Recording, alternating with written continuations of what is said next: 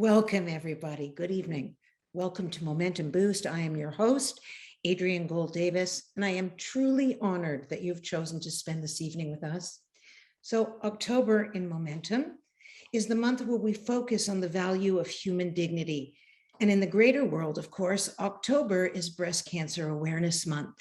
And I cannot imagine a more fitting intersection, really, for studies have shown us how deeply interrelated the value of a patient's dignity is to their ability to thrive. You know, a study revealed the following information. I've edited it somewhat and assembled various sources, but I want to read this to you because I think it's important. This is what I learned. The correlation of dignity-related problems with lower quality of life and higher level of depression has been reported in patients with cancer. Dignity implies a state in which people feel valued and respected. Types of dignity include innate dignity and social dignity. Innate dignity, of course, means the respect for the basic rights of people in various areas. And social dignity involves feeling worthy in relation to individual objectives and social situations. And studies have shown that medical and nursing personnel are not always aware of the importance of patients' privacy and their dignity, and perceive these concepts in different ways. So health service providers need to recognize the aspects and factors that influence patients' privacy and provide strategies for promoting and supporting dignity in clinical settings. And undermining patients' dignity, these studies say, can affect their bodies, their minds, their moods, their spirituality, and basically make them stressed. But this finding is not just simply for nurses and doctors. This principle also applies to friends, to family, even to acquaintances, because a person, quite simply, is not their diagnosis exclusively. They're not even their prognosis, really and truly. A person with cancer and people living with and loving a person with cancer must be aware that during invasive treatment, human dignity is a primary concern. And while the body and the mind can be ill and in pain, the soul of a human being is created b'Tselem Elohim, in the image of God. The soul is the primary identity of each and every human being. We're not bodies that have a soul. We're souls having a physical experience. And that body serves to enable our physical journey. Well, we've come a very long way, of course, in the detection and in the treatment of breast cancer, but it is still ubiquitous, particularly among the Ashkenazi Jewish population. And tonight, we're going to talk about breast cancer and dignity with women who've been down that road themselves. So we're going to continue the journey into this with their insights, with their do's and don'ts, with their honest assessments of how we can both maintain and sustain a person's dignity in the most trying of their time. So joining us tonight are several incredible Momentum sisters, members of our community. Attorney Tina Fisher, who battled breast cancer in 2018 and 2019. Surgeon Dr. Limor Glazer, who was diagnosed in 2016, and Shira Dubitsky, who serves as a senior advisor to the Medical Advisory Board of Sharsheret, which is a nonprofit that supports Jewish women through breast cancer. And she herself supported her own mother through her diagnosis and her treatment. If you want to ask our guests a question, you just go ahead and type it right into the chat box on the right. In the meantime, help me join to welcome Tina, Limor, and Shira. Hi, ladies. Hello. Thank you. Thank you, thank you, thank you for being here tonight. So what'd you think about what I just read? What do you think about these new medical findings? I suspect it's not all that surprising that not all experiences are positive, but it's interesting because, you know, in Limor tonight, we have a doctor who can give her perspective, you know, and we have somebody who actually works in the nonprofit world and understands it from a helping perspective. And Tina, since unfortunately you're freshest in this game, I'd like to begin with you if I can. I would like you to share, if you feel that it's appropriate, what that moment felt like and what you did and how you proceeded. Well, when you first hear that diagnosis, you've got breast cancer, it is devastating. It's frightening. It's alarming. All you can think of is cancer, cancer, cancer, cancer. I'm going to die. What am I going to do? How am I going to do this? Every bad case scenario goes through your head, and it's overwhelming. And I was lucky enough to have the most awesome squad show up. My friends and family just came to my rescue. They bolstered me up and they carried me from appointment to appointment and took notes, and we made decisions. And you talk a lot about dignity, but there's not a whole lot of dignity in the process when you're being poked and prodded and scanned, and you're terrified. I mean, you're in all these rooms and they're medical and they're cold, and people are just doing their job, and you're like, I don't want to be here. Right. And then you turn to the point where people turn and they start saying really dumb things. Like, oh, you're going to get a new set of boobs. oh, It's hard because people say, what can I do to help you? But you don't know what you need, which is probably one of the hardest things. I compared it to grief. People want to reach out, they want to help, they want to be supportive. But the reality of it is you don't even know what you need. They don't know what you need. It's a whole big, I don't know. So fortunately, there are organizations like Sharsheret that a dear friend of mine reached out and called for me and spoke on my behalf as the tears were rolling because I couldn't get the words out. okay. And they were able to guide me through every step of the process. And the only thing I regret is that I didn't reach out to them from day one. Wow. Well, that's a testimonial, Shara. That Yeah. must be to hear. My goodness. Well, it's interesting. There's so many things Tina's saying that my brain is really going in overdrive. But first of all, I would say more often than not, we're hearing from friends, community, and loved ones who are reaching out to Sharsheret saying, my sister was diagnosed, my mom was diagnosed, my friend was diagnosed, because the woman herself is so busy with doctor's appointments and making decisions and trying to figure out a plan that they're not even at the point where they can even have, the support on their radar screen. So it's not uncommon to have that. The other thing that I was thinking about as Tina spoke was that I think that we are overachievers when it comes to imagining worst case scenarios. Oh, yeah. Right? Like we go right there. And so one of the things that I often remind women is remember what the doctor is telling you versus your creative writing, right? We go straight into creative writing mode, and the stuff that we're writing, the stories that we're writing is worse than anything that Wes Craven could ever come up with. We're just terrible to ourselves. So what Tina's describing is a very typical experience that we're hearing from the thousands of women reaching out to Sharsheret. So, Limor, was that your experience? I would imagine that as a physician yourself, that you approach this somewhat differently. I mean, the system probably wasn't as terrifying for you because you know the medical system so well. So what was your experience like? A lot of what Tina said, I was fortunate also to have wonderful friends who literally carried me through everything. While I was going through all this, life was also happening. I was still working. I worked, I'm still going in every day to see patients, except for the times that I'm in chemo or the times that I have a test. I'm worrying about my work. I'm worrying about my parents. I'm worrying about my kids. Life is going on, and that's where I needed help. And that's where my friends helped me tremendously in just getting me through the details of everything I had to do. As a physician, I do think that a lot of the medical part was less scary to me. On the other hand, I also knew how to get information that made me, it wasn't so good for me to know as much as I knew. But as far as the day-to-day, I always thought to myself, I can only imagine if I wasn't medical, every needle, every touch would have been more scary, where that part, I think, it helped me, and I was able to make the people in the room, the nurses, I was able to make that, I think, more pleasant.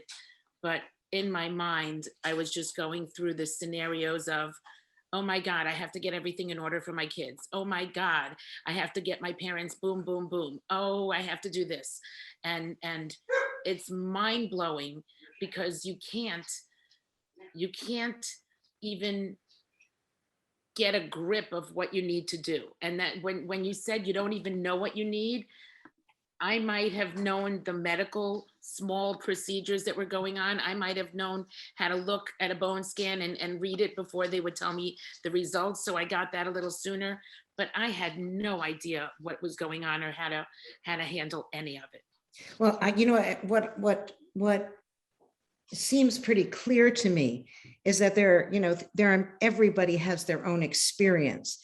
It's not useful to say, oh, my sister-in-law had breast cancer, or my mom had it, because everybody's breast cancer is very. Tina, let me ask you something. Did you find that people wanted the details, and did you find it was more useful to for people to be more interested in you more holistically, or totally focused on the whole breast cancer thing? In other words, did you want to be seen as a whole person, or were you so focused in your fear that really everything was about that? Did you want distraction? What was useful and what wasn't? It was a little bit of everything. The one thing I will say is that many people have a story. My cousin, sisters, brothers, mother-in-law had breast cancer. Right. My neighbors, uncles, sisters, wife's daughter had breast cancer. And, they go on with these stories and these details. And I realized, like, I didn't want to hear that. And I got to the point where I would just say, please, I don't want to hear it. And I probably got obnoxious at times because people would keep going. So I would just cut them off because I didn't want to hear it. The only person I cared about at this moment was me. Right. And I needed people there taking notes with the medical diagnosis and treatments, because you're in that place where it's like wah, wah, wah, wah, wah. You don't hear anything, Right. So you need somebody paying attention, because it's really hard to hear what the procedural steps are in the medical world. But what you really need is just people there holding you, taking your hand, sitting with you, snuggling in bed, rubbing your hair that you're going to lose, maybe not, because everybody's cancer is different. The first thing I learned in this journey is that there's so many different subtypes of breast cancer, and there are no two patients that are exactly alike. Huh. Similar diagnosis, but everybody's got a different story. Everybody's got a different backstory. So to hear somebody's, related story, it's of no moment to you. What you need to do is you need people to just care about you, care for you, take care of you, and just listen. I didn't want to talk about it so much. I didn't want to talk about what was inevitable at first. Right. Well, what fascinates me is, you're saying repeatedly, take care of me, care for me, be there for me. But many, many people really struggle with receiving. They're very good at helping and very poor at receiving. And who is most typically like that, are physicians. So I'm wondering a little more, did your family, your parents and your kids, were they great support systems to you, or were you less inclined to share? I was very less inclined to share. And my situation was that I thought I was protecting my daughters by not telling them. And everyone makes a personal decision to tell, not to tell, how to be. And that's the dignity. The dignity is that you get to decide for yourself how you want to handle it. Me personally, I didn't tell my daughters the details, and I pretended that I was fine, and I just picked myself up, and I didn't admit how bad I felt. I didn't admit how scared I was, and to them I looked like it was the same.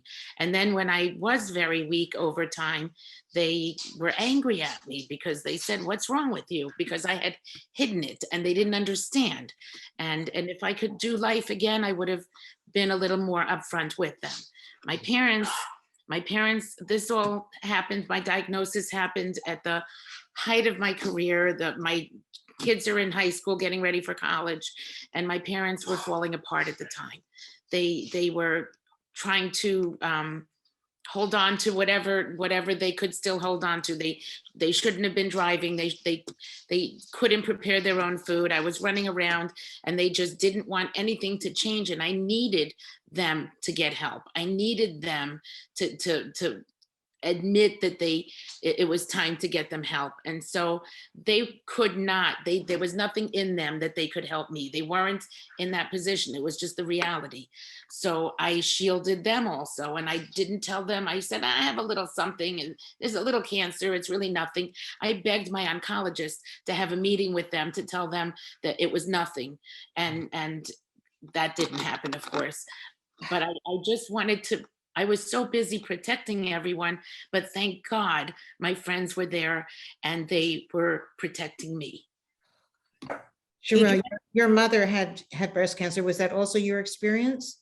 So I remember I was 13. We were at a anniversary dinner for our family, for my parents with our extended family. And my parents announced that my mom was diagnosed with metastatic breast cancer. And at the time, I remember looking around because I didn't even know how to respond to that. I didn't really understand what that meant. And I kind of gauged other people's reactions so that I could have a sense of what would be the appropriate reaction. And that really set the tone in our household, at least, that my parents were going to be very open about it. And, we faced it. And, I don't know why I thought of the story, but I remember my mother hawking me for weeks to clean my room, clean your room, clean your room. I came home one day, and in my room, my mother actually had hammered and nailed everything on my floor where I had left it, right? And in that moment, I was thinking, my parents, their whole philosophy was, we are our family. We are still our family who happens to be dealing with a breast cancer diagnosis. And there are times when it's scary and we will talk about it. And there are times when we can just laugh. And there are times when my mother could be angry with me and I could be angry with my mom. And it felt very natural. That being said, I do have to say it's complex, because there are times when my parents, I felt overshared. Right. And so I think that there's always trying to find that balance. And I think going back to something that Tina said was that women calling into Sharsheret, I hear over and over and over again them saying it's so cringy to watch people figuring out the right thing to say. Right. And in this group that I ran, they coined the term broken neck syndrome. Right. So what's the broken, right. So Tina just did it. So what's the broken neck syndrome? How are you? How are you doing? Right. And so people, that's not dignity. That's pathetic. That's pitiful. Women don't want to feel that way. And I guess kind of tying up my thoughts on this particular topic is that I learned from my parents that just be with the person wherever they're at, and you will figure it out as a friend and as a caregiver. You don't have to work so hard. That if you could just be natural with that person and follow their lead and the tone that they're setting, I think, again, that's where dignity lives. Yeah.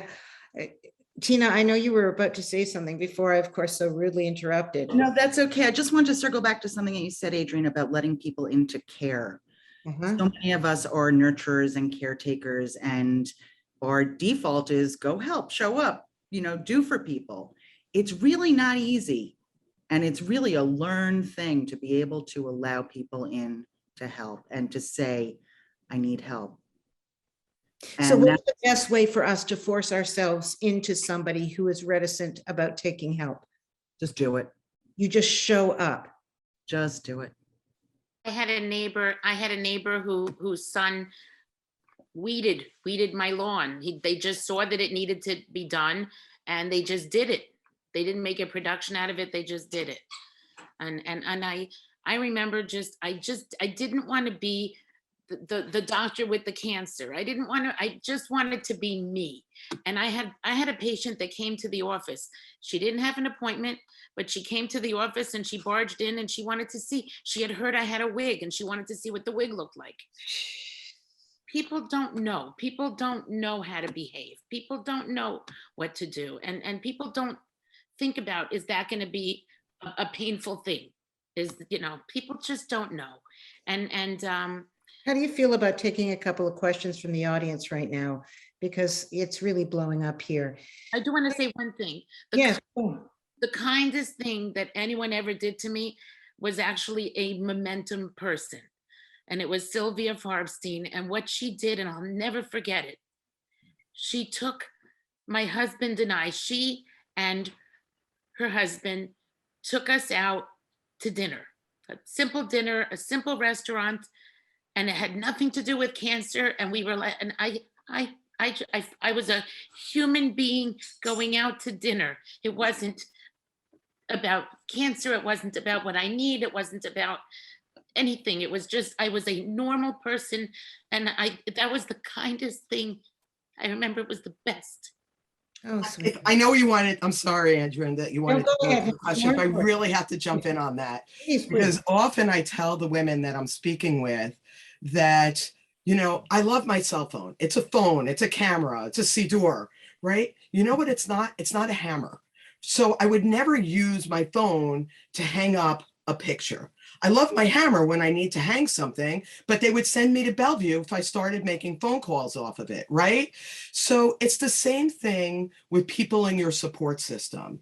Know the strengths and the function of the people in your support system, because support is not one size fits all. And by the way, as a caregiver, know your best function. So you know what? Don't call me to make a meal. I'm not going to make a meal for you. But if you need somebody to speak to, I'm your girl, right? So as caregivers, we can be clear in really what our best function is. And just swinging back again to what Lee Moore said is, I had a woman who called Sharsheret and she said, I have this friend, she never asks me how I'm doing. It's so upsetting. She never asked me how I'm doing. So I said, she's a keeper. Keep her in your support system. So she said, why would I keep her in my support system? So I said, because there's going to be days that you don't want to talk about cancer, and she's your perfect go-to, right? That's her best. That leads me to the other important person that has to take on this role, bouncer. You need somebody to be a bouncer, that knows, like, you've had enough, they gotta go. Yeah. You mean somebody who's like sits in your apartment with you and can see when reads your cues and can see where out. Did you have a bouncer, Tina?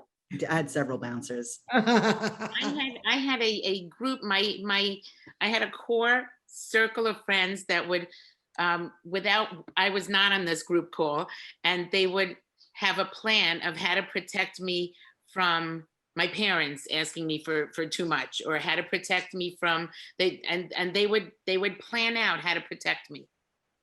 They also had to keep people away with the, what'd you call the neck? Oh, the broken neck syndrome. Broken neck. I call it sad eyes, that Yeah. sad. But broken neck, I like that. I know exactly. I can't take credit. Exactly what you're talking about. Okay, girls, you're going to answer some audience questions. It's that simple. Here's the first one. How do you get over the immense fear of the unknown surrounding chemo and its side effects? My stepmom is starting in 2 weeks, and the anticipation of what is yet to come is overwhelming and frightening her so much. Drugs. What do you mean? What kind of drugs? Things that calm you down. I couldn't go into like an MRI machine without an Ativan. Knowing that there are things that can help you get through these very scary situations. Talk therapy, tremendous, as you're about to embark on the unknown and all you hear is the scary side effects of chemo, and you walk into any cancer center and you see people with a Brechtäppel everywhere you turn, and I don't know how to translate that into English, a bucket. And A vomit bucket. Thank you. We called it a Brechtäppel in my family. But it's all you, there's nothing except I think having a good therapist is critical. And also in conjunction with things that are available pharmaceutically. Needed information. I needed information so I would know what to expect. And I had a couple of people who were my mentors, and then I became a mentor for a couple of people. And those they would give me the true. It's like having a baby. You don't really know what it's going to be like, and then somebody gives you the hardcore of let me just let me tell you what it's really like. And that way they would give me a little bit of a, it'll help if you do this, it'll help if you do that, this is a good book for you to get, this is a good book for your husband to get, this is a good therapist for your kids to get, because I wanted I was making, everyone should be okay. But I got information, but I got them from good sources, not from the internet, not from what the lady at the store was telling me, even though it might have been good. I was getting it from a bright mentor who I respected, who could tell me what it was like. Is that part of the intake at Sharelle? Yeah, we have a peer support program, and we really find out not just the woman's breast cancer medical history, but also her personal history of who she is. Does she work? Does she have a family? Is she single out there dating? Which is a whole other discussion, right? And then we're able to tailor a peer supporter to as many of those factors and variables as possible, so that it really is somebody who's further down the road who can really address those questions. And the other thing that Sharelle offers is, we have questions to ask the doctor. We have those kind of things. We also will send lists of just, much of our information is from the hard-earned wisdom of the women who have called in. And we take that seriously, and that's our best resource. So based on the information that we're getting, we are creating our resources to address these kind of questions. Going in for chemo, what do I need to know? And if I may, just for a moment, that one of the things that I often say to women is, every time I go to Israel, I tend to pack for every possible contingency. I say, what if it's going to rain? What if it's going to be warm?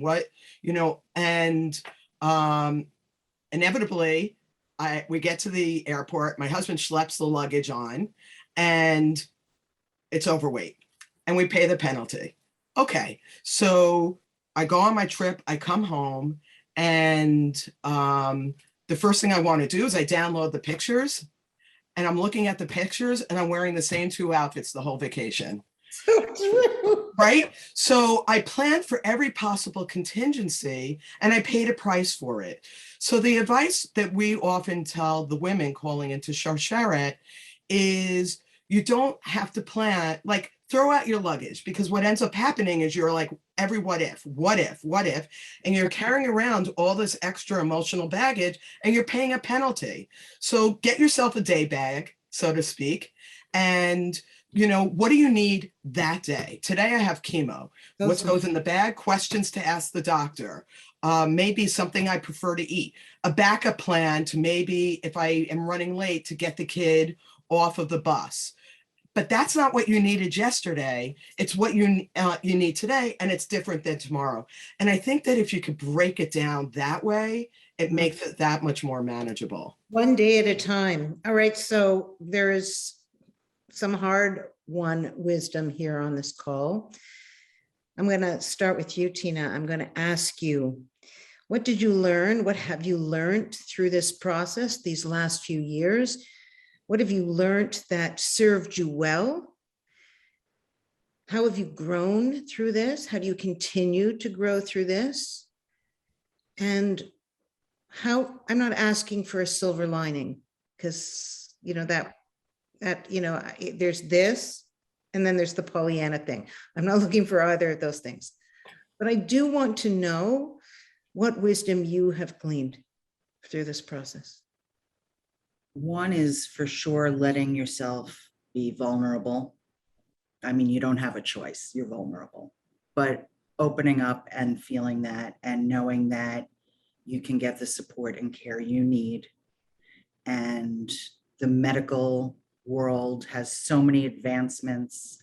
You know, when I used to see the pink month of October, I was like, oh, so sad, you know, move right along. And then all of a sudden it became very real for me. And I was like, oh, if I see one more pink thing, I'm going to like pull my hair out of my head. And then I realized it was the awareness of pink, and everybody knows what it is. And awareness leads to dollars. Dollars leads to research. Research leads to treatments, and please God, a cure. Amen. Amen.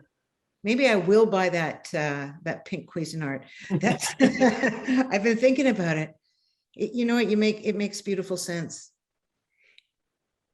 And just personally, do you know stuff about yourself that you didn't know before? I didn't think I was this strong. I didn't think I'd ever get through it. I didn't think I'd ever see the other side of this. I'm, you know, still sort of blown away that I'm sitting here talking to you about it, and, you know, back to work and back to trying to live despite the pandemic difficulties and challenges. I mean, who had that on their bingo card? Prepare for everything, forgot to prepare for a pandemic. Right. But I really, I'm so grateful for everybody showing up and being there for me. And I'm grateful to you, Adrian, for licking my tears in Israel, along with Donna Solomon, holding me together, and all of my friends and family that just helped me get through every step of the way, and the peer supporters of Sharsheret, and the social worker that I work with at Sharsheret. It's mind-blowing that I'm actually here talking about it to me still, but maybe because it's still kind of fresh. My last surgery was a year ago, June. So I'm, you know, still in the healing phase, and, you know, knowing that you have to push yourself to go, and also knowing that you have to respect your body and rest, is something that's really come out of this whole journey for me. Wow. Thank you for that. Limor, how about you? First, I want to tell Tina that I'm 5.5 years from diagnosis, and I'm still healing, and I'm still learning, and I'm still recovering. And there might be some of this recovery that is forever. And my personal situation dealt with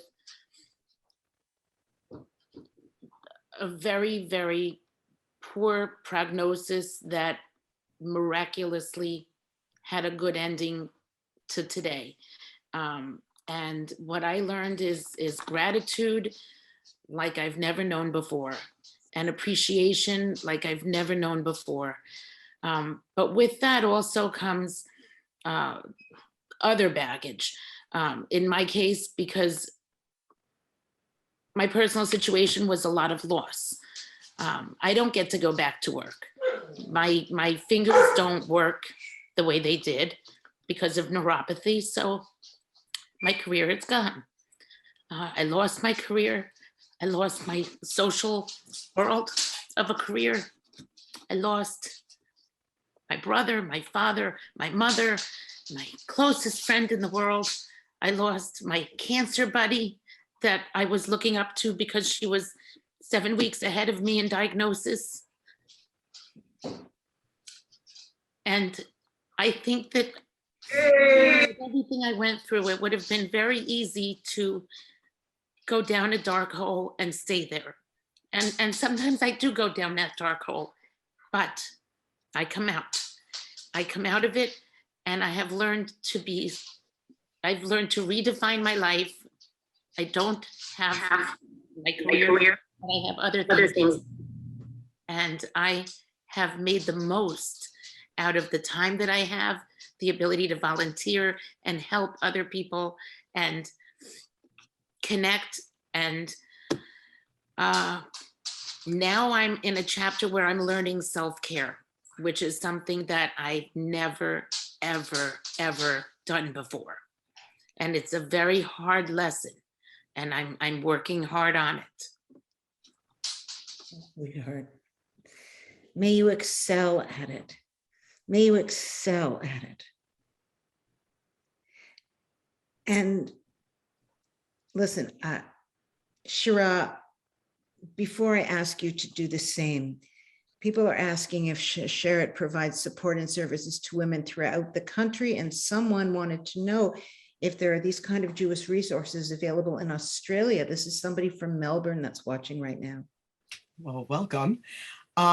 Yes, we are a national organization and in fact have received phone calls from women in Australia, from women in Israel, from women in the UK, and we make it work. We make it work. So women are calling, family members are calling, and so we really want people to reach out because we have this wealth of resources and hard-earned wisdom. So yes, definitely reach out to Sherritt and somebody will get back to you. And what wisdom, generalized, because I know that you've already made clear that every situation is separate and different, and a woman is not her clipboard that, for intake, her personal stories help you determine what needs she has. And each woman has a different situation, handles it, tells their parents, doesn't tell their parents, deals with their kids, all of it is different. But you must have, from all of this years of working with it, also have learned something about life and about women and about dignity in dealing with this many women. What would you say that was? So I'm going to, I think there's so many ways to answer that, but I'm going to respond to Limor and Tina with a story that I had shared with you, where I had a woman who called into Sherritt who was living with metastatic breast cancer, young woman, young children. And for the most part, she was really okay. Okay, relatively speaking, but when she was struggling, she was able to reach out to resources and to her rabbis and to Jewish sources. And she was able to get chizuk and strength from all these things and continue to move forward until one day she called me and she was a mess. And she said, I can't do this. I look in the mirror and I don't even know who's looking back at me anymore. And because all I see is the bald head and the scars, I can't connect to who I am physically, and I can't connect to myself spiritually anymore. I can't, I'm done. That was so hard for me to hear from somebody like her. So she said, I'm just looking in the mirror and I'm just a ruin of myself. So she calmed down a little bit and I said, okay, so there's this place in the world. It's a ruin and it's a reminder. It just stands there as a reminder of the splendor that it once was.